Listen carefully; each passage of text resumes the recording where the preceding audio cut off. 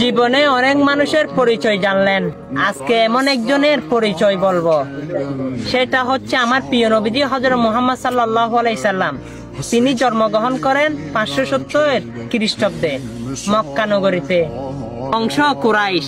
দাদা হচ্ছে Abdul Muttalib, বাবা হচ্ছে আব্দুল্লাহ, মা হচ্ছে আমেনা, হচ্ছে আবু তালেব, দুধ মা হচ্ছে হালেমা, নানার নাম হচ্ছে ওয়াহাব জোহরি, নানির নাম হচ্ছে বুররা, ডাক নাম হচ্ছে আলামিন, মা নাম দেয় আহমেদ, আর আমার আল্লাহ নাম দেয় সিরাজম মুনির, রহমাতাল লিল আলামিন, মুদ্দাসির।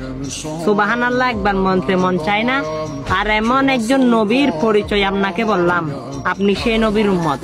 অবশ্যই আপনার উপর দায়িত্ব হয়ে গেছে এই ভিডিওটা শেয়ার করে দেওয়ার জন্য, কারণ অনেকেই আপনার জন্য এই বার্তাটা শুনতে পারবে, আর আপনিও সোয়াবের অংশীদার হবেন, আর সেই সোয়াবের মালিক হবেন, আর কঠিন হাসরের দিনে সে নবীর সুপারিশ আপনিও পেয়ে যেতে পারেন। আমিন।